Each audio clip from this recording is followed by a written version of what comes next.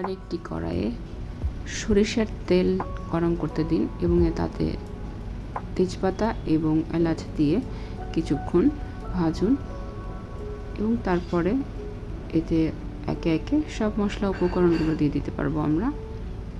পেঁয়াজ বাটা, আদা রসুন বাটা দিয়ে কিছুক্ষণ নাড়তে থাকুন।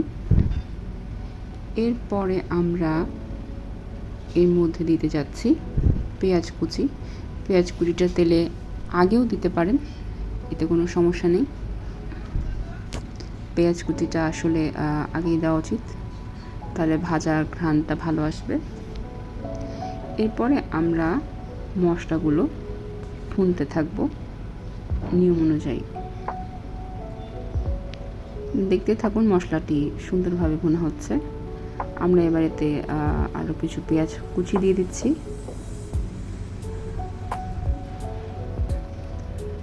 পরিমাণগুলো চোখের আন্দাজ অনুযায়ী দিতে পারেন আপনারা। বেশি মশলা, এটা হালকা মশলার উপর তৈরি হয়, এই জন্য বেশি মশলা আমরা এটাতে প্রয়োগ করছি না বা ব্যবহার করছি না। এবার আমরা এতে গুঁড়ো মশলাগুলো দিয়ে দিচ্ছি, মরিচ, জিরা, হলুদ, ধনিয়া। এরপরে আমরা আবারও ভালো মতো এই মশলাটি ভুনে নিব।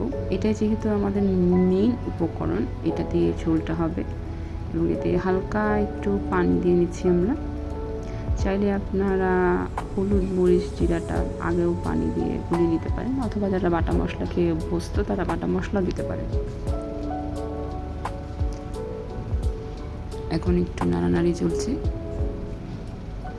এবার আমরা পানি দিয়ে মশলাটা ভালো মতো ভুনে নিব। এই দেখুন আঁচটা একদম মিডিয়াম আছে আমরা রেখেছি এবং আস্তে আস্তে মশলাটা একটা সুন্দর স্টিকি একটা কনসিস্টেন্সি চলে আসছে। এই দেখেন সাইড দিক দিয়ে যেহেতু তেল উঠে গিয়েছে। এখন আমরা তেল উঠে যাওয়ার পর এতে দিয়ে দিচ্ছি নারকেল বাটা। নারকেল বাটা যারা দেশের বাইরে থাকেন তারা কোকোনাট মিল্কও ইউজ করতে পারেন, অথবা নারকেলটা কুচিয়ে বেটে ওই আস্ত নারকেলটাও ব্যবহার করতে পারেন।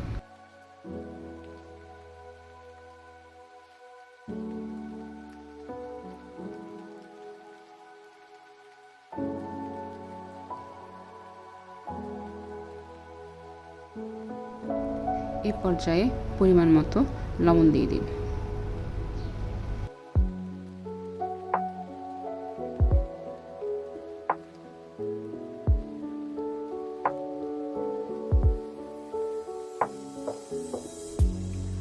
মশলাটা কষিয়ে নেওয়ার পর আমরা ভেজে রাখা কচুগুলো এই মশলার মধ্যে দিয়ে দিচ্ছি। দিয়ে দেওয়ার পরে আমরা এই কচু সহ মশলাগুলি আরেকবার ভালো মতো কষিয়ে নিব। আমি প্রথমেই সব বলে দিচ্ছি এবং আস্তে আস্তে আপনারা ভিডিওতে সাউন্ড ক্লিপ না থাকলেও এই প্রসেসটা দেখতে পারবেন।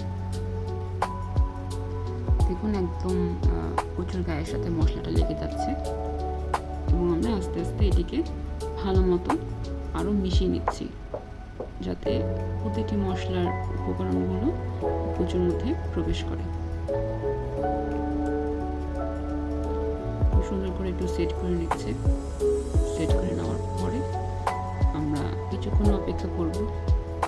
আসলে রান্নাতে ধৈর্যটা অনেক বড় ব্যাপার, যাদের ধৈর্য অনেক তাদের আসলে কুকিং ভালো মতো কষিয়ে নেওয়ার পর আমরা এটাতে খানিকটা পানি দিয়ে দিয়েছি, একদম গা বরাবর পানি দিয়ে দিচ্ছি। আমরা আরেকটু পানি দিয়ে দিচ্ছি সিদ্ধ হওয়ার জন্য। ভালো মতো একটু গাঢ় ঝোল হবে, সেহেতু সেই অনুযায়ী চিন্তা করে পানি দিবেন। একদম বেশি পানি দেওয়ার প্রয়োজন নেই, জাস্ট শুধুমাত্র কচুগুলো ডুবে থাকে এই পরিমাণ পানি দিলেই হবে। এবং এটি অল্প আছে, মিডিয়াম আছে আমরা চুলায় বসিয়ে রেখেছি এবং কিছু কাঁচামরিচ দিয়ে দিচ্ছি, গোটা কাঁচামরিচ। যাদের একটু ঝাল পছন্দ তারা চাইলে একটু বেশিও দিতে পারেন। কাঁচামরিচটা দিয়ে আমরা ঢেকে দিচ্ছি। ঢেকে আমরা কিছুক্ষণ মিডিয়াম আছে রান্না করব। ফিরে আসছি কিছুক্ষণ পর আবার। দেখুন, আমার মনে হয় আমাদের রান্নাটি অলমোস্ট শেষ হয়ে গিয়েছে। এবারে আমরা ঢাকনাটি খুলে দেখব আসলে এটি এখন কী অবস্থায় টার্ন আউট করেছে। দেখুন ঝোলটা টেনে গিয়েছে এবং একটা মাখা মাখা একটা ভাব হয়েছে।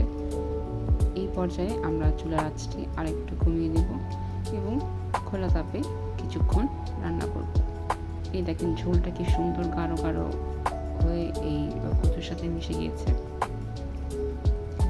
এবং তৈরি হয়ে গিয়েছে আমাদের আজকের কচু।